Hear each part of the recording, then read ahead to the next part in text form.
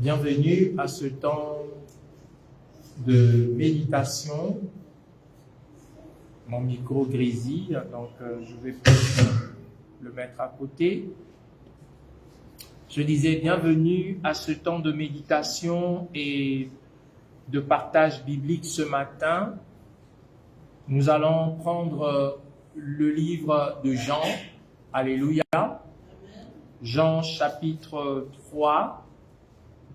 Nous lirons à partir du verset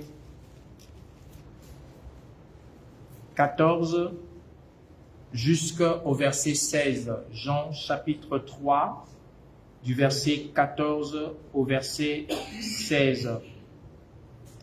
Je m'en vais lire la parole de Dieu, merci. Sinon, tu peux lire, puisque tu étais prompt à le faire. Merci. Alléluia. Et comme Moïse éleva le serpent dans le désert, il faut de même que le Fils de l'homme soit élevé, afin que quiconque croit en lui ait la vie éternelle. Car Dieu a tant aimé le monde qu'il a donné son Fils unique, afin que quiconque croit en lui ne périsse point, mais qu'il ait la vie éternelle. Amen. Amen. Gloire à Dieu. C'est un texte qui résume la pensée centrale de la Bible, le texte de Jean chapitre 3, notamment le verset 16. Mais ici, nous avons lu le verset 14 au verset 16. Alléluia. Alors, c'est Jésus lui-même ici qui parle. Jésus dit, « Et comme Moïse éleva le serpent dans le désert. » Et comme Moïse éleva le serpent dans le désert. Donc, Jésus compare l'histoire de sa venue dans le monde comme la séquence du serpent que Moïse avait élevé dans le désert. Alléluia. Jésus, quelquefois, il parlait en image, quelquefois, il parlait en parabole, mais ici, il choisit l'image d'une série des événements qui s'est déroulée alors que les enfants d'Israël allaient à Canaan. Lorsque les enfants d'Israël partaient prendre possession de Canaan, la Bible nous dit que sur le chemin, il y a eu des problèmes dans leur marche. C'est-à-dire que les enfants d'Israël se sont rendus compte que, en sortant de l'Égypte, ils avaient perdu, entre guillemets, un certain nombre de privilèges. En fait, il y avait des choses qui leur manquaient. Il leur manquait un certain nombre de choses et les enfants d'Israël se sont mis à murmurer contre Moïse, à murmurer contre Dieu, à murmurer contre la manne que Dieu leur donnait, le pain du ciel que Dieu leur donnait, à murmurer contre la caille qui était donc la nourriture du ciel que Dieu leur donnait. Et après avoir murmuré contre Dieu et contre Moïse, la Bible dit que la colère de l'Éternel s'enflamma contre son peuple. Donc là, on est dans le livre de Nombre, chapitre 11. Vous lirez Nombre, tout le chapitre 11, et vous trouverez cette histoire que je suis en train de vous raconter. Et la Bible dit que la colère de l'Éternel s'enflamma contre le peuple d'Israël. Et qu'est-ce que Dieu a fait? Il a envoyé des serpents, on les appelait des serpents brûlants. Des serpents venimeux, des serpents brûlants dans le camp au milieu du peuple. Et les serpents au milieu du peuple se sont mis à pouvoir mordre le peuple. Et la Bible nous renseigne que tout ce qui était mordu par le serpent, tout ce qui était mordu par les serpents mourait de champ. Lorsque vous avez la morsure du serpent, vous mourrez. Lorsqu'il avait la morsure du serpent, vous mourrez. Et donc le peuple était en train d'être décimé par les morsures des serpents brûlants. Et à partir de ce moment, le peuple s'est ravisé. Le peuple s'est humilié. Il est allé voir Moïse pour dire à Moïse, vraiment, nous voulons demander pardon à Dieu, que Dieu nous pardonne, que nous puissions véritablement avoir la vie sauve. Et Moïse, à son tour, va voir Dieu.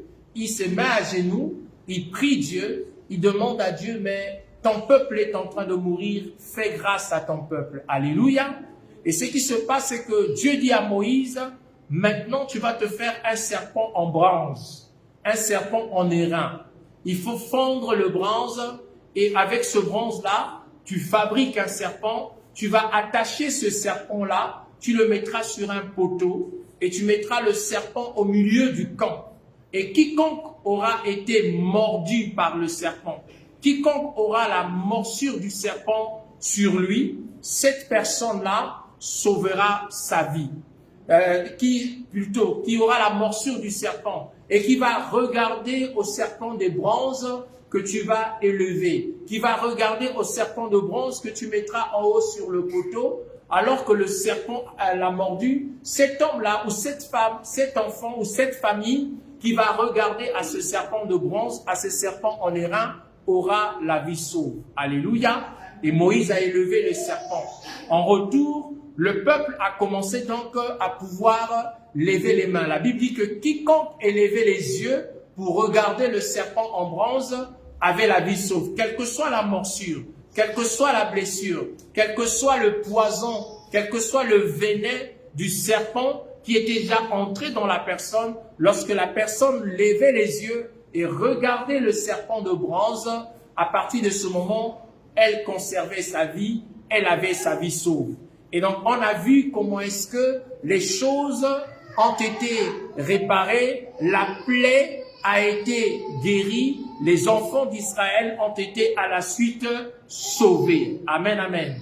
Dans ce texte-là, Jésus s'identifie au serpent d'airain. Il s'identifie au serpent de bronze. Quand il dit de même que, ou comme Moïse éleva le serpent dans le désert, il faut que le Fils de l'homme soit élevé. Donc quand Jésus déjà annonce que, comme Moïse avait fait à son temps, comme Moïse avait élevé un serpent dans le désert en son temps, il faudrait que le Fils de l'homme aussi soit élevé. À partir de ce moment, Jésus commençait déjà à annoncer quel type de mort il allait mourir, quel type de mort il allait être livré. Ici déjà, Jésus est en train de parler de la mort de la croix. Il est en train d'annoncer que sa vie va finir à la croix, qu'il sera élevé à la croix, qu'il sera pendu à la croix, qu'il sera crucifié à la croix, qu'il mourra la mort de la croix.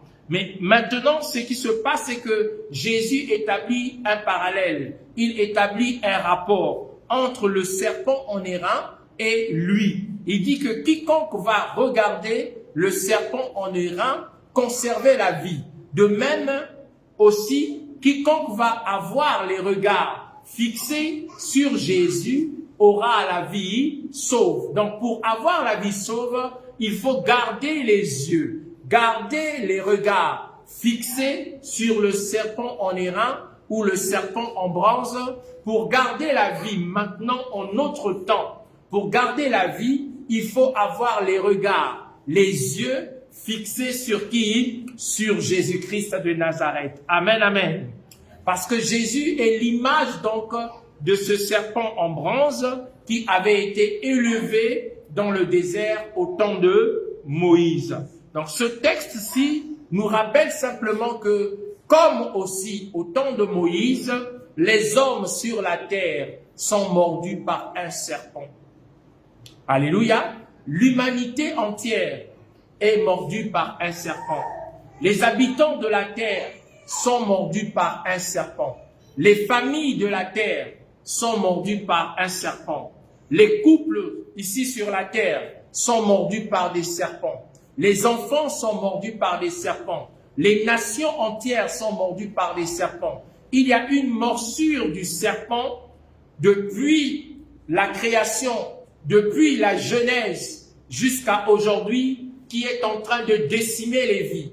La morsure du serpent depuis la Genèse, depuis le commencement, depuis Genèse chapitre 3 jusqu'à aujourd'hui, est en train de détruire des vies. Cette morsure est en train de détruire les familles. Cette morsure est en train de détruire la jeunesse. Cette morsure est en train de détruire les familles, des couples. Cette morsure est en train de détruire des peuples. Cette morsure est en train de détruire des familles. parce que la morsure de ce serpent-là, c'est la morsure du serpent ancien. Alléluia.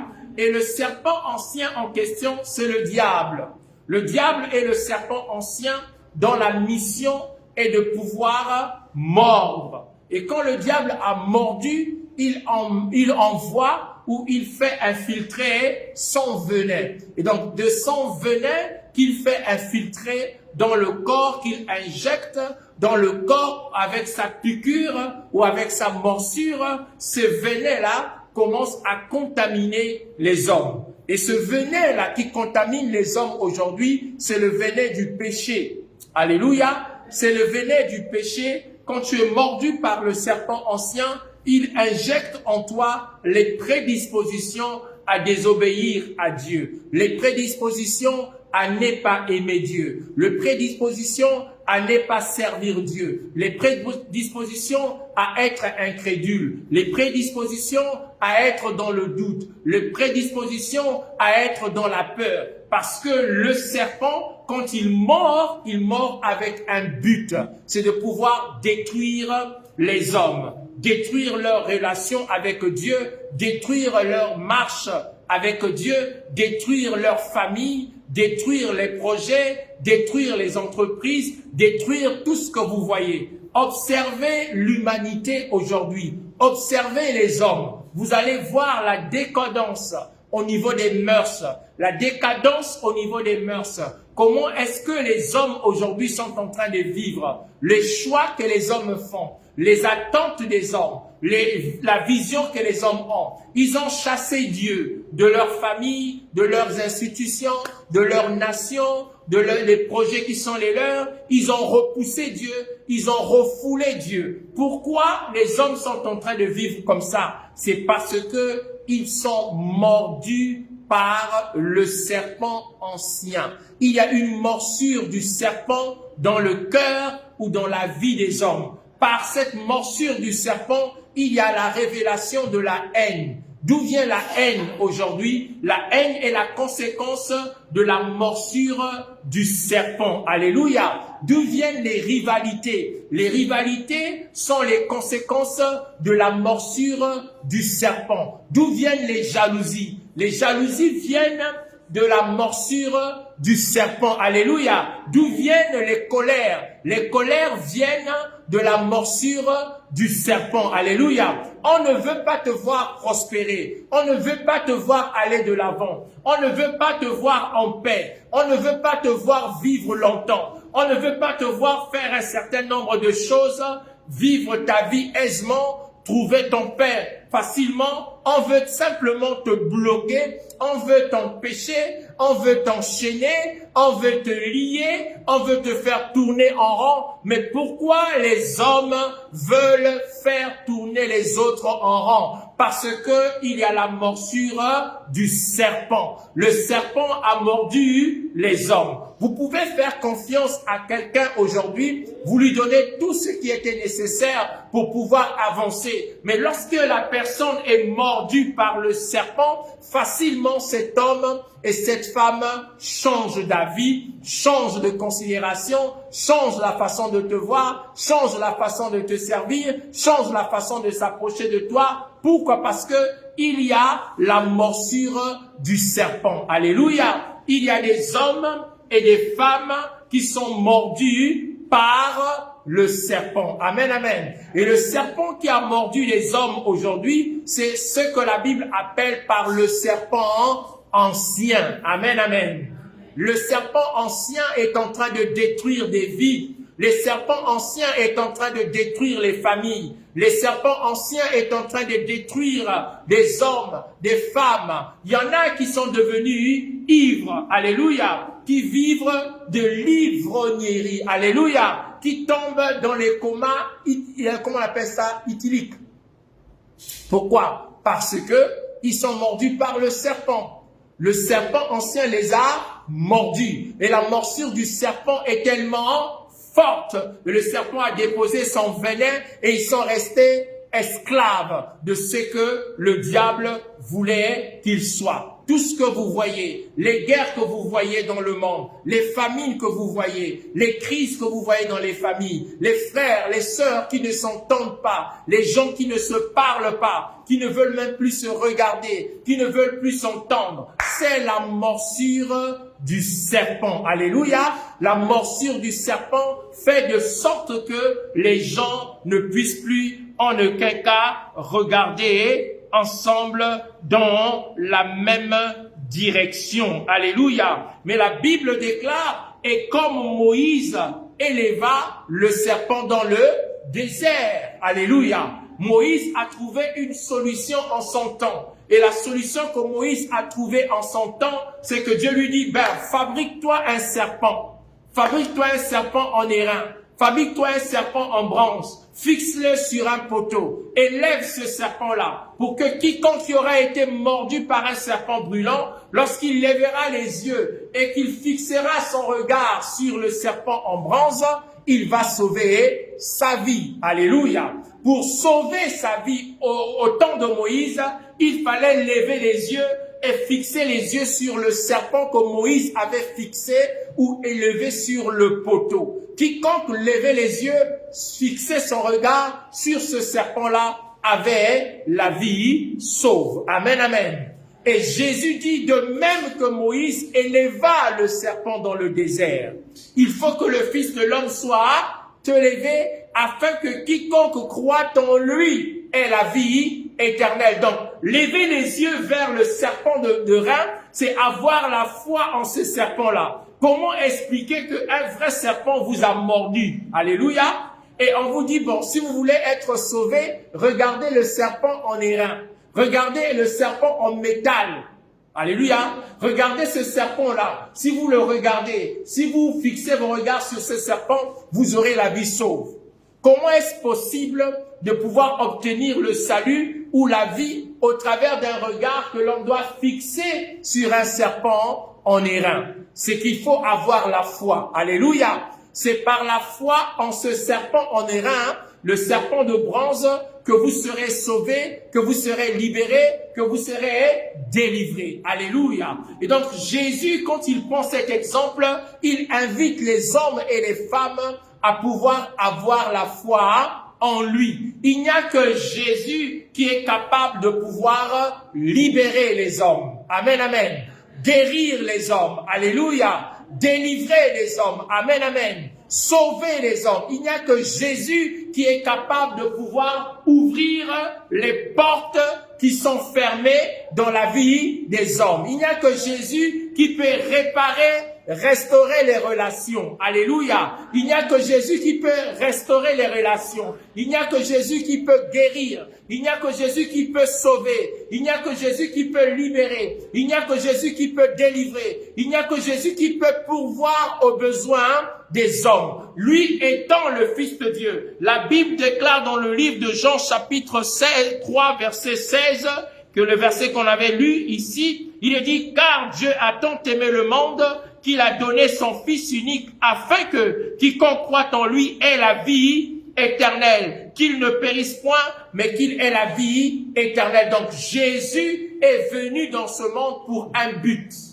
C'est pour que nous puissions avoir la vie éternelle. Amen, amen. C'est pourquoi tu es la vie éternelle. C'est pourquoi j'ai la vie éternelle. C'est pour que nous puissions avoir la vie éternelle. Amen, amen. Donc Jésus vient pour que les hommes aient la vie éternelle. Mais il ne te donne pas d'abord, ou il ne te donne pas seulement, j'allais dire, la vie éternelle. Jésus vient te donner la vie.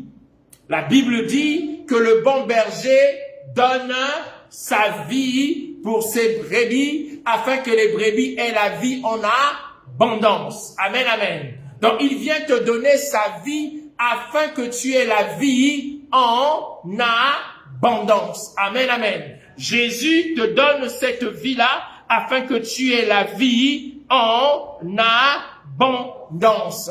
Jésus est celui-là, quand tu regardes et fixes le regard sur lui, il est celui qui va te guérir de la morsure du serpent. Amen. Amen, amen. Amen. Quelle que soit la nature de ce serpent, quelles que soient les origines de ce serpent, quand tu as les regards tournés vers Jésus, quand tu regardes à Jésus, tu auras la guérison de cette morsure du serpent. Amen, amen. Il est celui-là qui vient nous guérir de la morsure du serpent. Et j'étais en train de dire que Jésus est le médicament qui guérit de la colère. Jésus est le médicament qui guérit de la haine. Jésus est le médicament qui guérit de la jalousie. Jésus est le médicament qui guérit de la tristesse. Jésus est le médicament qui réconcilie les familles. Jésus est le médicament qui réconcilie les couples. Jésus est le médicament qui transforme des vies. Il faut donc avoir la foi en Jésus. Amen, amen. Il faut avoir la foi en Jésus. Vous pouvez même poser des actes prophétiques. Oui, mais ces actes prophétiques sans la foi en Jésus sont vains.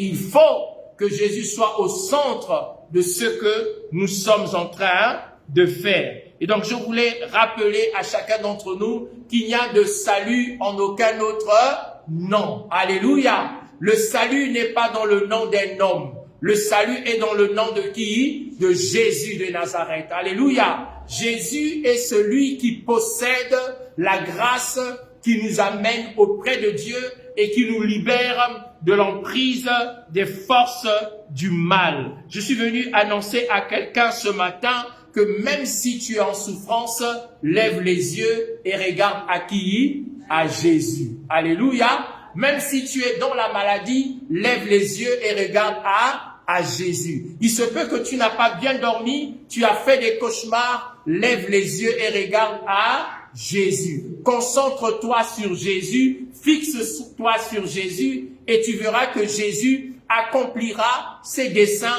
son amour, sa bonté, sa fidélité dans ta vie. La Bible déclare dans le livre d'Éphésiens au chapitre 2, le verset 8, il est dit, c'est par la grâce que nous sommes sauvés au moyen de la foi en Jésus. Cela ne vient pas de nous, mais c'est le don de Dieu. Alléluia. C'est par la grâce que tu es sauvé au moyen de la foi en qui? En Jésus-Christ. Au moyen de la foi en qui? En Jésus-Christ. Alléluia. Pas la foi en quelque chose d'autre. Pas la foi en un homme. Un homme ne peut pas te sauver. Alléluia. Un homme ne peut pas te sauver. Même si c'est un homme de Dieu, il ne peut pas te sauver. Il n'y a qu'un seul qui peut te sauver, c'est Jésus. Alléluia. C'est pourquoi nous devons garder notre foi en Jésus-Christ. La foi doit avoir une fixation, une seule fixation, une seule cible, c'est Jésus. Il faut que ta foi regarde à qui? À Jésus. Il faut que ta foi soit concentrée sur qui? Sur Jésus-Christ de Nazareth. C'est Jésus qui est la réponse de Dieu pour le salut de l'humanité. Amen, amen. Alléluia. Amen, amen. Je voudrais t'inviter à réaliser que tu as besoin de Jésus. Tu as besoin de Jésus, mon frère. Tu as besoin de Jésus, ma sœur. Nous avons besoin de Jésus. Alléluia. Nous avons besoin de Jésus dans nos vies parce que Jésus est le sauveur du monde. Jésus est le sauveur de l'humanité. Jésus est le don que Dieu a envoyé aux hommes. Le don qui donne la vie. Le don par lequel les hommes obtiennent le salut, c'est Jésus qui est ce don-là. C'est Jésus qui est ce canal-là. C'est Jésus qui est ce moyen-là. Et nous avons besoin de lui dans nos vies. Nous avons besoin de lui dans nos familles. Nous avons besoin de lui dans nos lieux de travail. Nous avons besoin de lui dans notre communion avec Dieu. Il n'y a que Jésus qui est capable de sauver, de libérer les hommes et de pouvoir les délivrer. Amen, amen. Amen. Alléluia. Jésus d'abord. Alléluia. Jésus d'abord. Dieu t'a tant aimé qu'il t'a donné son Fils unique. Amen, amen. Donc Dieu a tant aimé le monde qu'il a donné son Fils unique. Dieu t'a tant aimé qu'il t'a donné qui? Jésus. Donc avant toute chose, Jésus. Dieu te donne d'abord Jésus. Alléluia. Il te donne Jésus, pourquoi? Parce que Jésus est tout.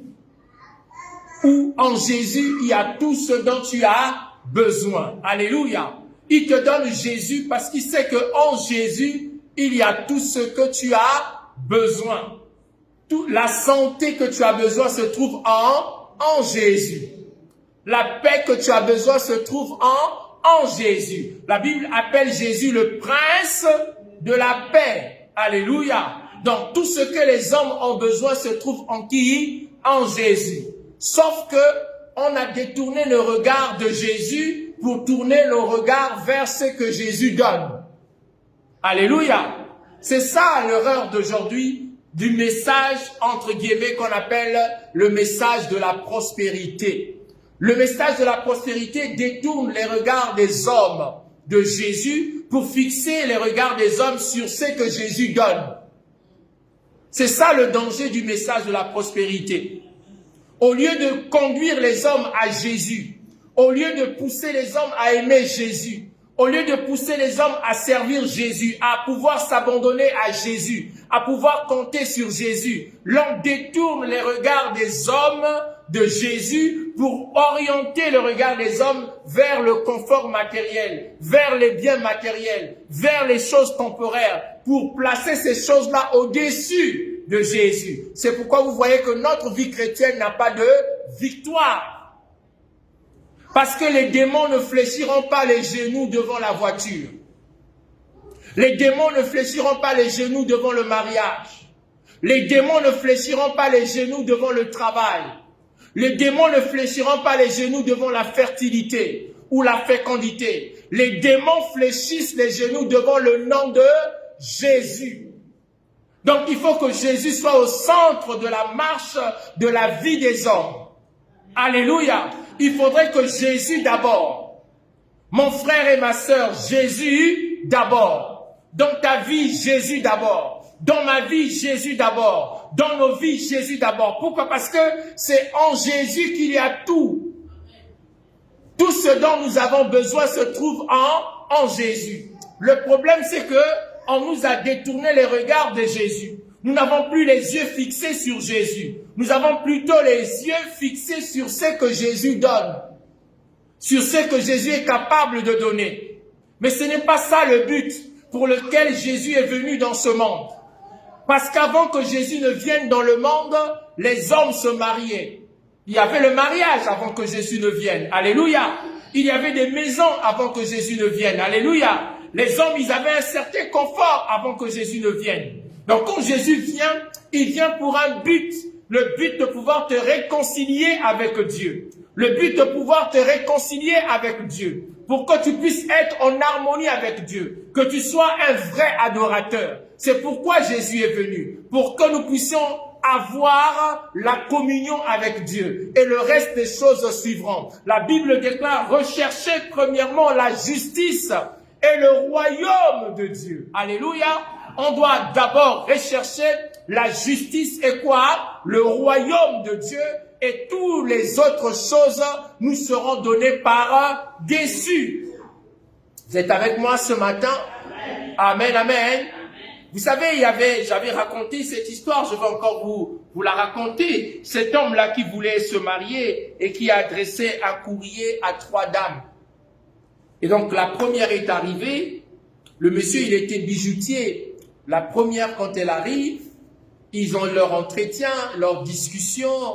Et après, il dit à celle qui est arrivée, bon, moi je suis là, je voudrais t'offrir un bijou. Tu choisis dans mon magasin un bijou. Et elle s'est levée, elle a choisi son bijou, et le monsieur a emballé le bijou, il lui a donné son cadeau, et en disant, je te rappellerai plus tard. Alléluia, elle est partie.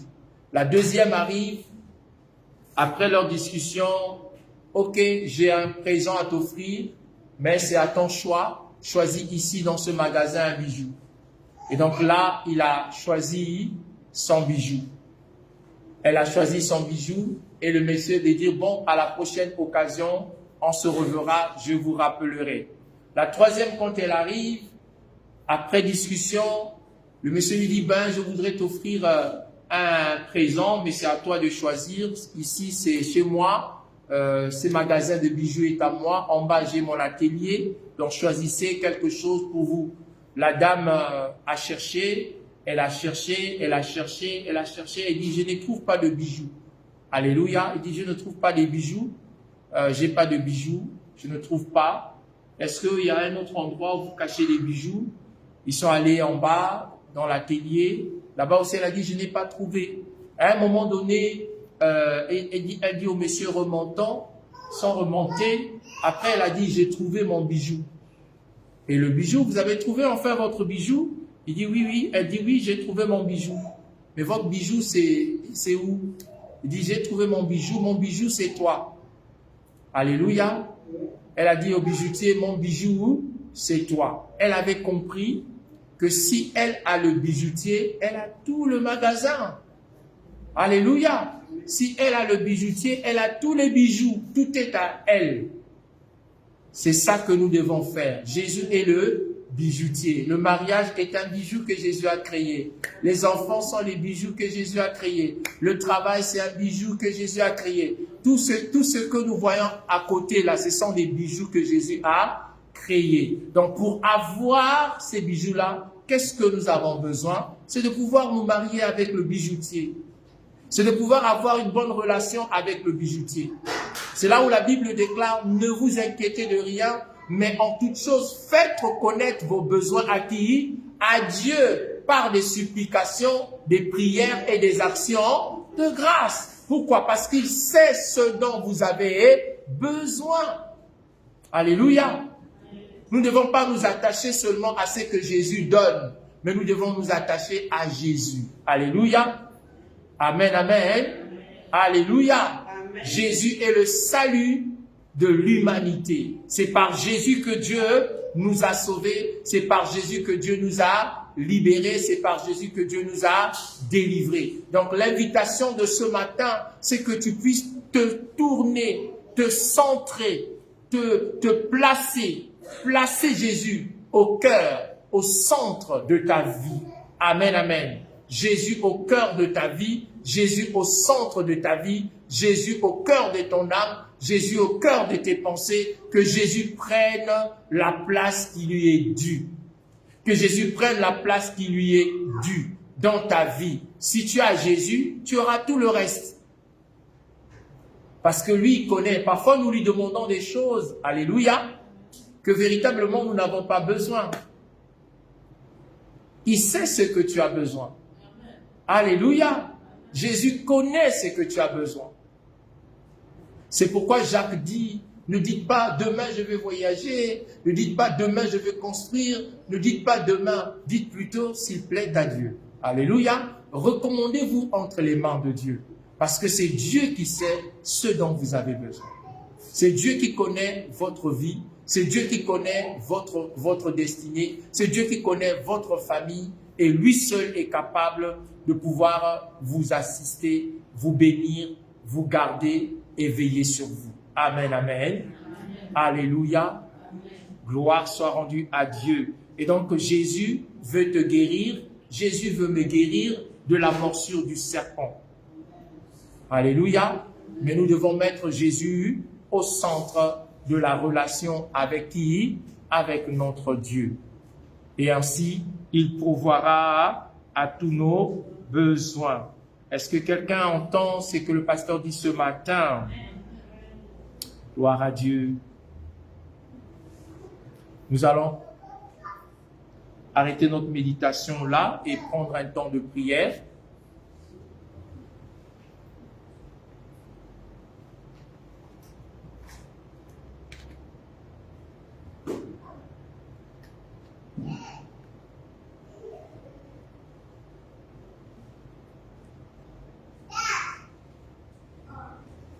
Jésus,